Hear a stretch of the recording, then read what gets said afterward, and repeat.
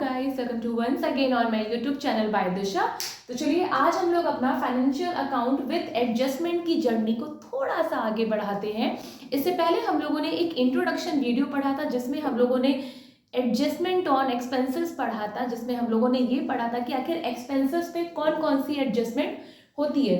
तो बताओ भैया, खर्चों पे कौन कौन सी एडजस्टमेंट हो सकती है? या तो वो देना बाकी होगा या तो आप दे चुके होगे।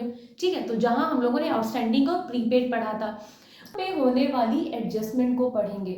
तो इनकम पे भी एडजस्टमेंट दो ही तरीके की होंगी, या तो इनकम एडवांस में मिल चुकी होगी या तो मिलना बाकी होगी। खत्म। तो अगर इनकम आपको मिलना बाकी है उसे क्या बोलते हैं? Accrued income. और अगर वो आपको इनकम मिल चुकी है तो उसे हम लोग क्या बोलते हैं? अनएक्रूड इनकम। ठीक है, तो थोड़ा सा मैं इसको हिंदी में आपके लिए लिखती हूँ। तो एक्रूड इनकम हमारी कौन सी इनकम होती है? जो हमारी मिलना बाकी होती है, मिलना बाकी है। और अनएक्रूड है जिसे क्या बोलते हैं? मिल चुकी है। तो अगर कोई इनकम मिल चुकी है तो उसे क्या बोलते हैं? अनएक्रूड। और अगर मिलना बाकी है तो एक्रूड। ठीक है, इसी एक्रूड को कभी कभी वो एक्रूड ना लिखकर आपको एडजस्टमेंट में दे रखा होगा अर्नड इनकम।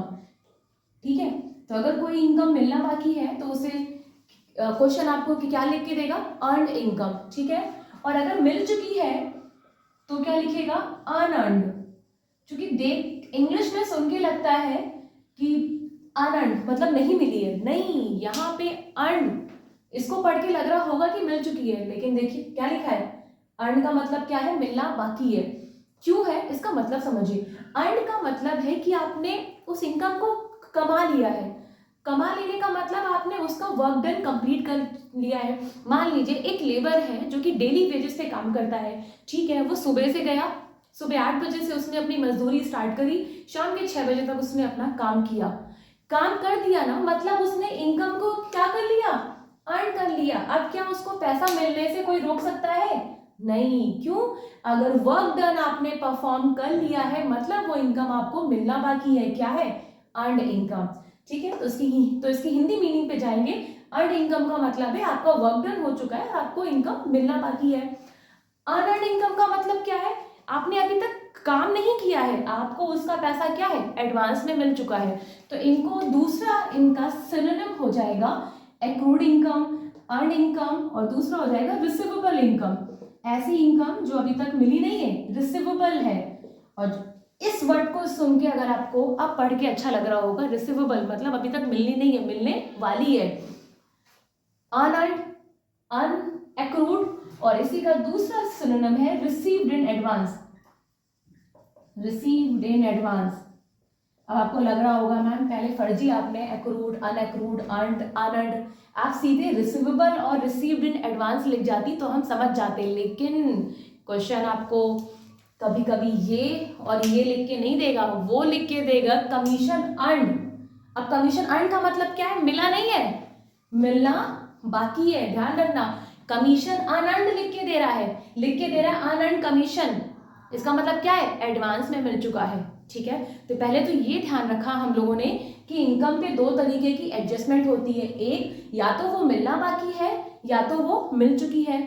ऐसी इनकम जो मिलना बाकी है उसे क्या बोलते हैं? एक्रूड इनकम, अर्नड इनकम या रिसीवेबल इनकम। ऐसी इनकम जो हमें मिल चुकी है एडवांस में, अनएक्रूड, अनअर्न्ड और रिसीव्ड इन एडवांस। ठीक है मैम, समझ गए। अब इनका ट्रीटमेंट क्या होगा? तो चलिए इनके ट्रीटमेंट पे चलते हैं। एक क्वेश्चन की हेल्प से आपको समझाऊंगी। चलिए, तो अब हम लोग एक्रूड और अनएक्रूड को एक एडजस्टमेंट से समझते हैं, एक एग्जांपल की हेल्प से समझते हैं। मैंने एक ट्रायल बैलेंस लिया है, उस ट्रायल बैलेंस में मैंने आपको दो इनकम लिख रखी है। दो इनकम कौन सी है? एक क्या है? कमीशन, और एक क्या है? इंटरेस्ट। मैम ये मिल रहा है कि हम दे रहे हैं? तो मैंने कहा ध्यान से देखो बच्चा, यहाँ पे डेबिट और क्रेडिट, अगर ट्रायल बैलेंस की कोई चीज क्रेडिट साइड में लिखी है तो कमीशन आप क्या है? एक कमीशन डेबिट होता तो आपके लिए एक्सपेंस होता, अगर वो क्रेडिट है इट मींस क्या है? वो आपके लिए इनकम है। ठीक है, लाइकवाइज वैसे हम अगर इंटरेस्ट की बात करें तो इंटरेस्ट हमारा कहाँ लिख रखा है? ट्रायल बैलेंस के क्रेडिट साइड है, मतलब ये हमारा क्या? इंटरेस्ट रिसीव्ड है। ठीक, अब इन इनकम पे देखिए एडजस्टमेंट कौन सी है? दे रखा है अर्नड कमीशन। कमीशन क्या है हमारा? अर्नड है। अर्नड का मतलब ऐसा कमीशन जो हमें मिलने वाला है। कितना? 500 रुपए। ठीक है, कोई दिक्कत नहीं। इंटरेस्ट पे एडजस्टमेंट दे रखा है अनअर्न्ड इंटरेस्ट। अनअर्न्ड इंटरेस्ट का मतलब होता है ऐसा इंटरेस्ट जो हमें एडवांस में मिल चुका है। ठीक, अब आप बताइए इनका ट्रीटमेंट क्या होगा। अर्न का मतलब है मिलना बाकी है, कमीशन का 500 रुपए अर्न है मतलब मिलना बाकी है। ऐसी इनकम जो मिलना बाकी है, बच्चा ध्यान रखना, वो हमारे लिए क्या बन जाती है, एसेट्स। क्या बन जाती है, एसेट्स। और अनअर्न्ड इंटरेस्ट का मतलब है ऐसी इनकम जो हमें एडवांस में मिल चुकी है, वो हमारे लिए क्या बन जाती है, लायबिलिटी। तो ऐसी इनकम जो हमें मिलने वाली है वो हमारे लिए क्या है, एसेट्स, और जो हमें एडवांस में मिल चुकी है वो हमारे लिए क्या बन जाएगी, लायबिलिटी। तो एसेट्स हमारी क्या होगी, अर्न्ड इनकम मतलब मिलना बाकी है, और जो मिल चुकी है वो हमारे लिए क्या बन जाएगी, लायबिलिटी। तो अनअर्न्ड हमारे लिए क्या हो गई, लायबिलिटी। क्यों भाई, अगर आपको इनकम अगर एडवांस से मिल जाए तो आपको काम तो करना ही पड़ेगा, ठीक है, तो लायबिलिटी ही है एक तरीके से। सबसे पहले अब इसका ट्रीटमेंट देखिए। कमीशन क्रेडिट साइड दे रखा है, आपको पता है कि कमीशन कहाँ जाएगा, ट्रेडिंग या पीएल में, तो पीएल में जाएगा। पीएल में किस साइड, मैम इनकम है तो कहाँ जाएगा, प्रॉफिट एंड लॉस की क्रेडिट साइड जाएगा।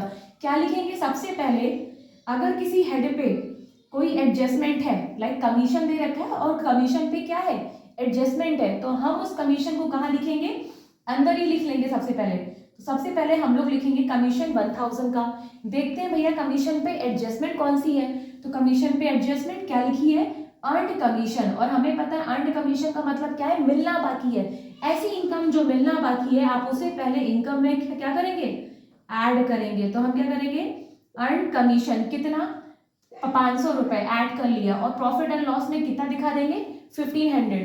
फिर मैंने कहा था ऐसी इनकम जो मिलना बाकी है हमारे लिए क्या बन जाएगी, एसेट्स या लायबिलिटीज। ये देखिए अर्न इनकम हमारे लिए क्या है, एसेट्स। क्यों, मिलना बाकी है, एसेट्स है। फिर आप उसे तो कहाँ दिखाएंगे, बैलेंस शीट में एसेट साइड कितना, 500। तो मेरे साथ फिर से याद करेंगे, अर्न्ड इनकम या एक्रूड इनकम या रिसीवेबल इनकम, इन तीनों का मतलब क्या होता है, ऐसी इनकम जो हमें मिलना बाकी है।